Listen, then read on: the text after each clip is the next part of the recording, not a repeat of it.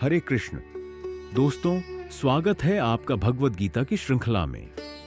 आज हम सुनेंगे 17वें अध्याय की कहानी, श्रद्धात्रय विभाग योग। इस अध्याय में श्री कृष्ण श्रद्धा की सच्चाई और उसके 3 प्रकारों के बारे में बताते हैं।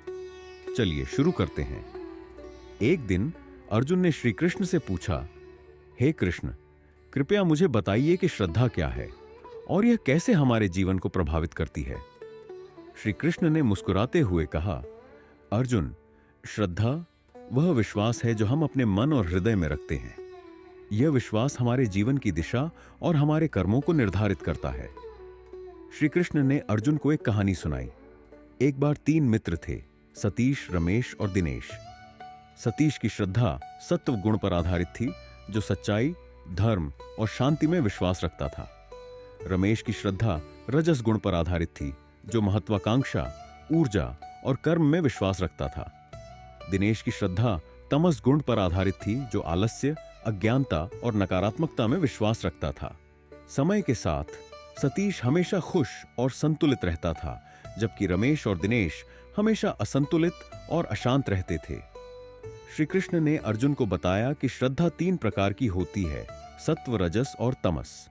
उन्होंने कहा, अर्जुन, सत्व गुण पर आधारित श्रद्धा सच्चाई, शांति और संतुलन का प्रतीक है। रजस गुण पर आधारित श्रद्धा महत्वाकांक्षा, ऊर्जा और कर्म का प्रतीक है। तमस गुण पर आधारित श्रद्धा आलस्य, अज्ञानता और नकारात्मकता का प्रतीक है। अर्जुन ने यह समझा कि श्रद्धा हमारे जीवन को महत्वपूर्ण तरीके से प्रभावित करती है।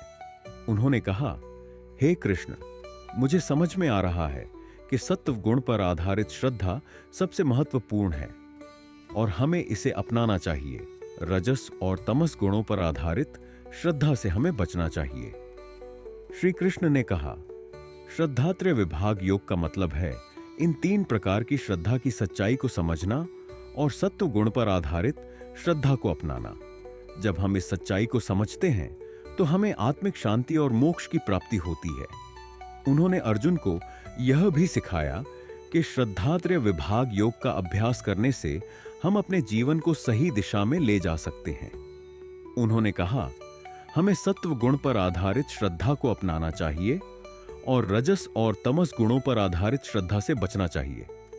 इससे हमें मानसिक और आत्मिक शांति प्राप्त होगी। अर्जुन ने यह निर्णय लिया कि वह श्रद्धात्रय विभाग योग को अपनाएगा और सत्व गुण पर आधारित श्रद्धा को अपनाएगा। उसने यह भी सीखा कि सच्चे श्रद्धात्रय विभाग योग से ही हमें मानसिक और आत्मिक शांति प्राप्त होती है। श्री कृष्ण ने अर्जुन को यह भी सिखाया कि श्रद्धात्रय विभाग योग का अभ्यास करने से हम अपने जीवन को सही दिशा में ले जा सकते हैं। उन्होंने कहा, हमें सत्व गुण पर आधारित श्रद्धा को अपनाना चाहिए और रजस और तमस गुणों पर आधारित श्रद्धा से बचना चाहिए। इससे हमें मानसिक और आत्मिक शांति प्राप्त होगी। अर्जुन ने यह समझा कि श्रद्धात्रय विभाग योग का मतलब है सत्व गुण पर आधारित श्रद्धा को अपनाना और रजस और तमस गुणों पर आधारित श्रद्धा से बचना।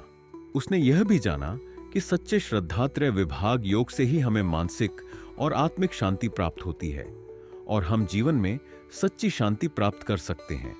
तो प्यारे दोस्तों, इस अध्याय से हमने सीखा कि श्रद्धा हमारे जीवन को महत्वपूर्ण तरीके से प्रभावित करती है और हमें सत्व गुण पर आधारित श्रद्धा को अपनाना चाहिए।